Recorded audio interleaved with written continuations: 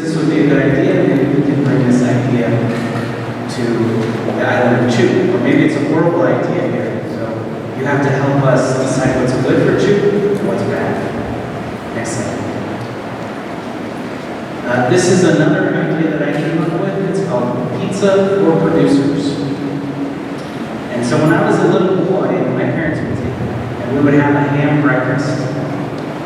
And I noticed that sometimes my parents would have high stress, and we'd go to this meeting, and they would talk to other farmers. Then, when I worked for Extension, we had a 100-year celebration, and we decided to go anti-submarine buoy. Huge. And he made the buoy in there and made very tasty pizzas made with, well, this is a really good idea. People were interested in going to our website. They were interested in working together as a community to bring stress down. And so, this is an idea that other states have taken on. States like Idaho, Montana, Colorado, California. And Dr. Juan Chen has created a similar, but different program on the island of Guam called the Hot Circle. And so this might be another good idea for you. Maybe something to get people together to talk, reduce stress, etc. So as I mentioned, people came back and they said, this is a very important program. And so it's growing in the United States. And you can go to the website, it's called Pizza for Producers. And you can learn more how to make one of these events for your community. Or you can change it however you want. But I think getting people together like today is very important to reduce stress. I think that's it for me. This is a newsletter. If you're interested in signing up for the newsletter, you'll put this link. And then I'll put my contact information. This is the next slide. So if you're interested in getting a hold of me, here is my email. Here's my phone number. Again, thank you so much for letting us come to the island of Chu. We're so appreciative to be here. It's such a beautiful place. You are so blessed. Thank you. Any questions? No questions. I'll turn it back over to Devin.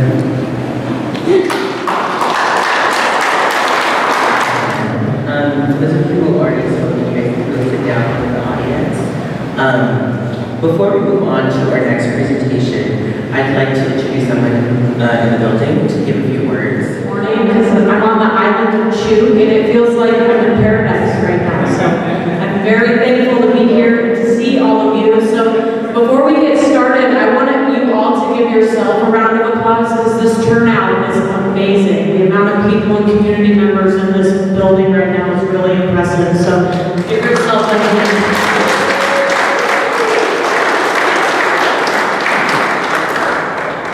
Okay, I'm going to pull up my presentation because I'm really blind and I can't see it, so give me 1 second.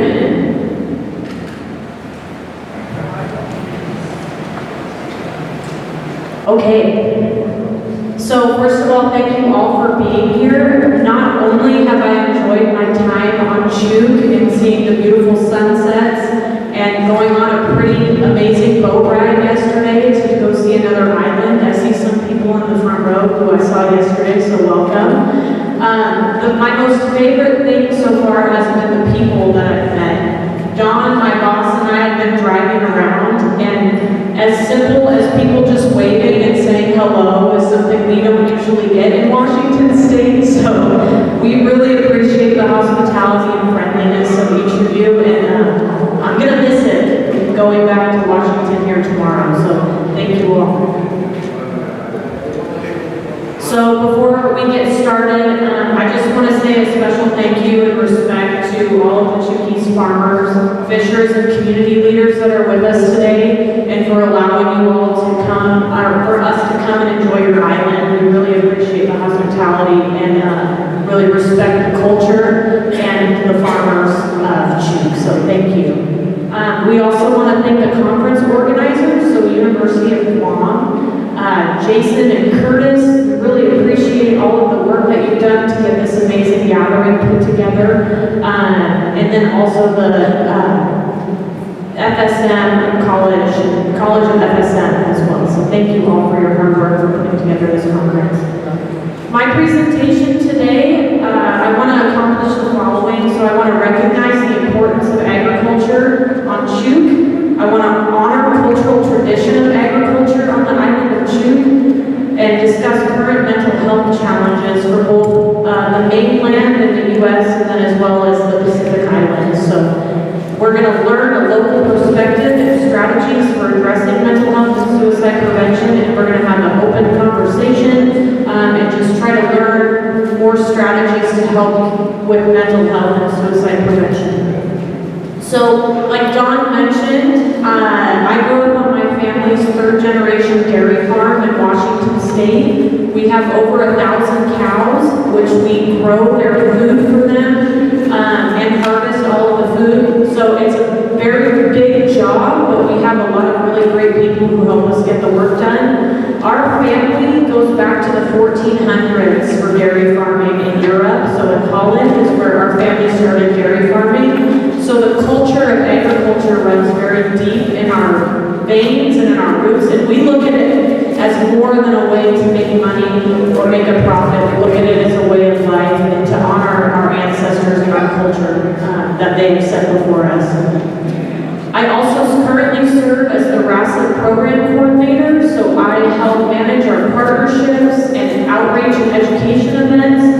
So I get to come all over the world and talk to amazing people like you and get to meet farmers and people from all walks of life, which we're very thankful for. I also have a master's degree in human service counseling as well as psychology. So I have a background in both mental health and also farming, which has helped me be fairly successful in this role. So we'll get into it. So why talk about mental health? I understand that mental health is not something that's easy to talk about. It actually have physical impacts on our health. So there is a hormone that's called cortisol. And cortisol is the stress hormone that is released in our brains when we're under feelings of intense stress. And when you experience prolonged amounts of stress, this can raise your blood pressure, it can raise your heart rate, and it can also make you be more prone to inflammation in your body. So depression has also been associated with a higher risk of chronic diseases. So this includes diabetes, heart disease, and stroke. And stress commonly causes physical symptoms as well, such as headaches, muscle tension, stomach issues, sleep disturbance, and chronic pain. I don't know about you guys, but I have experienced the majority of those. So headaches, muscle fatigue, sleep issues, that can all be associated with having extreme levels of stress. So an example that I would like to share with you all is that when a farmer is worried about something like a typhoon, a crop failure, family conflict, or finances, the body doesn't know the difference between that and a physical threat. The heart will beat faster, your blood pressure will rise, your muscles might tighten, sleep becomes difficult, and over months or years that stress can affect the entire body. So that is why when you talk about your stress and your mental health, you're actually physically releasing that stress by talking about it. So that's why we are promoting having discussions among community members, like extension faculty or your church leaders to kind of help alleviate some of that stress that you all are maybe experiencing.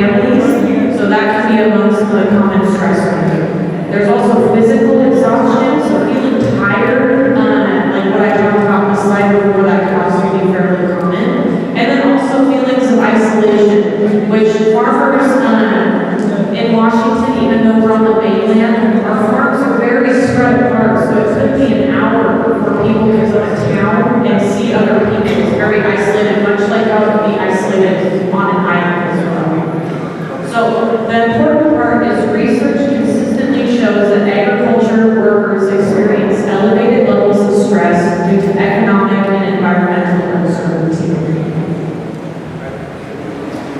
Okay, so agriculture and daily life in June. I didn't want to come here today and preach to you all about what I think you should do better, because I don't live on June. You all do, and you all know your culture and your neighbors and what works and what doesn't. So I want to either hear from you, or if you want to just think about it in your head, future brainstorming on how you all can help support each other. Just think about what are the biggest challenges for farmers today on Chuuk. I did a quick search and I found things like typhoons, sea levels, saltwater intrusion, food security concerns, and transportation barriers. Does that sound fairly fair, audience? Okay, giving head nods, that's good. Another thing I want you all to think about is how farming has changed over the past 10 years. Or for you all, since you have great cultural significance, you can go back to over 100 years of agricultural history. So it's important to honor that history and reflect so you can make decisions for the future. And then I also want you all to think about what worries families the most. So think about these things as we go through this presentation today, and then think about ways that you can find a neighbor or a pastor or a community leader to talk about these things and get solutions to these issues.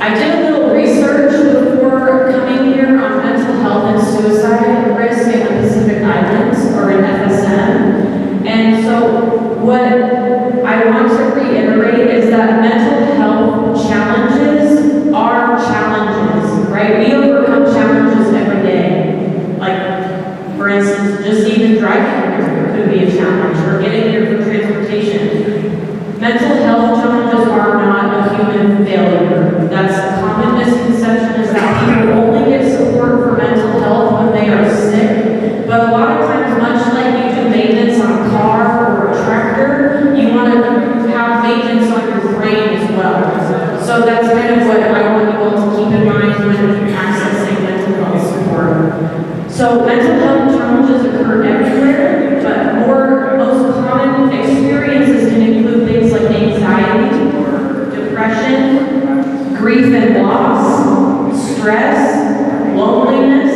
and then ultimately substance misuse. So suicide in the Pacific region for the Federated States of Micronesia, and I got this info from the World Health Organization, so they collect data from all over the world and compile it. And so what they found in FSM is that it has reported suicide rates higher than the global average. So the World Health Organization estimates the suicide mortality rate at approximately 20 deaths per 100,000 people. And that's collectively for all of FSM. They didn't have much data on specifically for June, but we're looking at about double than what the rest of the world is experiencing, about 9 to 10 per 100,000. So across Micronesia, communities have recognized suicide as an important health concern and are taking action to help address it, which is why I think it's very important that all of you are in this room right now, because that shows to me that you're looking at making changes and helping to support your community. So good job to all of you. So I want to talk about some of the warning signs of suicide.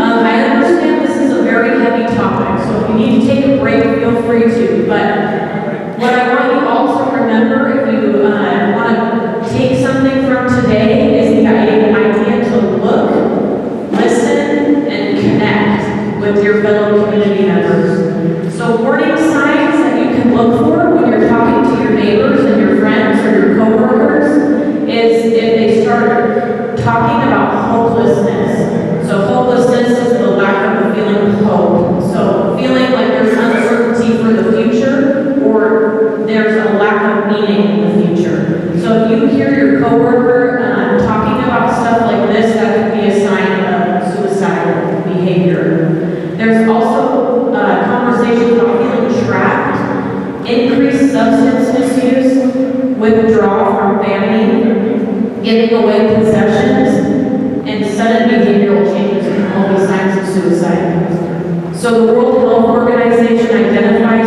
social isolation, loss, crisis situations, and inability to cope with life stressors as major suicidal risk factors.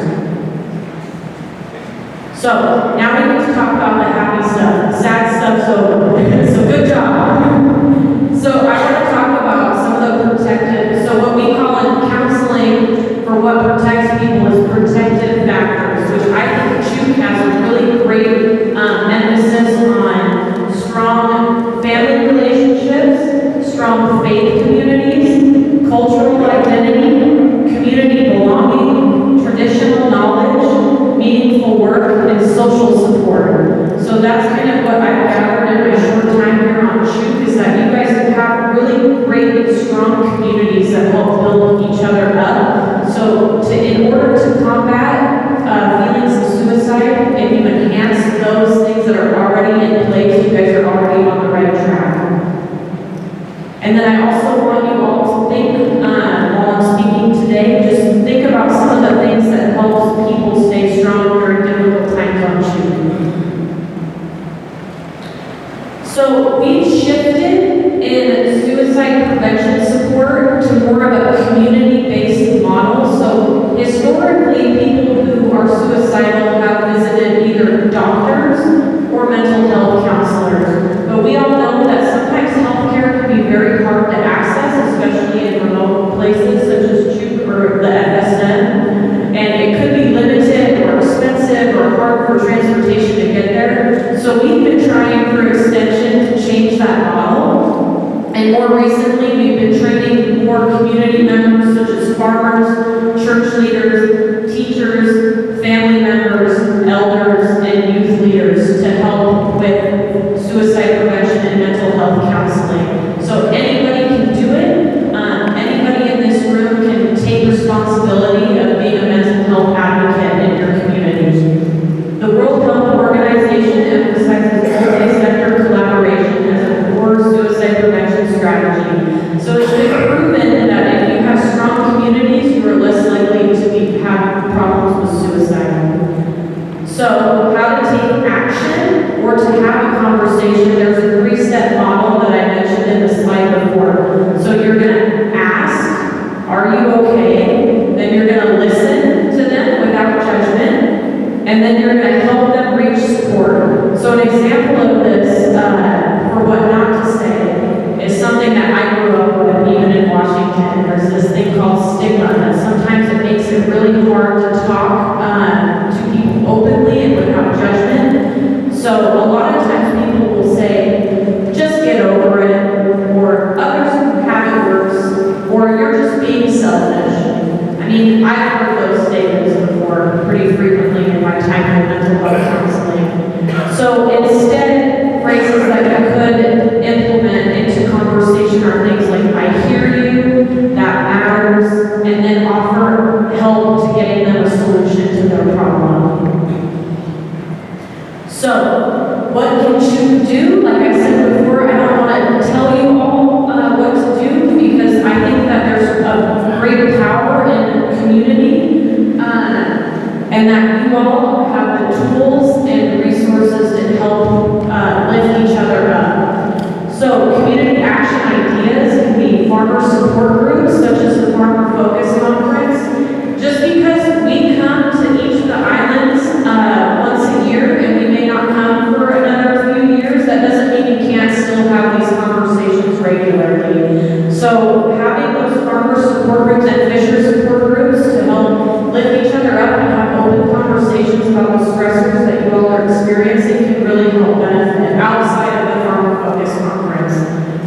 Community meals, so like Dawn mentioned, our Pizza for Producers, that has been in Washington State very successful at bringing people who may be feeling isolated into a community and sharing something like food has been really successful in making people feel valued. There's also church partnerships. I've seen a lot of great churches around the islands that I've been traveling in the last 2 days. There's also youth mentoring, which I think is very important. I've seen a lot of really active kids, even yesterday. I don't know if there was like a marathon going on or something, but lots of kids running and really happy kids that look really outgoing and confident and healthy. So lifting the youth community up is also really successful. And then agricultural networking events. So kind of similar to food, getting people together, sharing a meal, sharing stories, and sharing advice can be really powerful. And then also mental health awareness training has been very effective. So yesterday they had a mental health first aid training, and I believe 10 people showed up, which is great because then we have 10 more community members that are trained in mental health first aid and response. So that's really encouraging.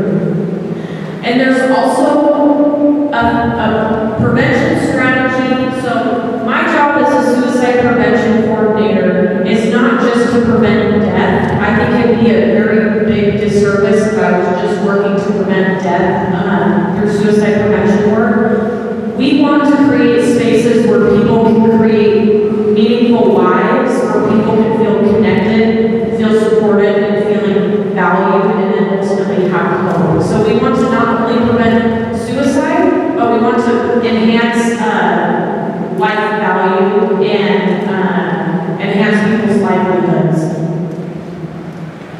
So I want to leave you with a little discussion question just to think about as you travel home today or go throughout the day and are learning about many different areas of agriculture. I want you all to think about what strengths you have that already exist in Chuuk that help people through difficult times. So think about community organizations and key people who have really helped get Chuuk through difficult times, and then maybe connecting with them and continuing the conversation.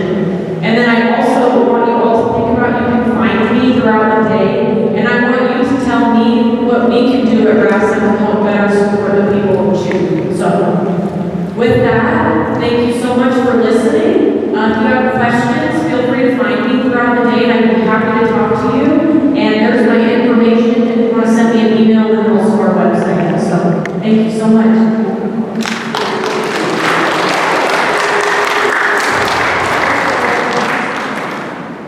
Thank you so much, Patty. We're a little bit ahead of schedule, so our luncheon will resume again at 1 p.m. I ask that you all are here inside the gym by 12:45, just so that we can prepare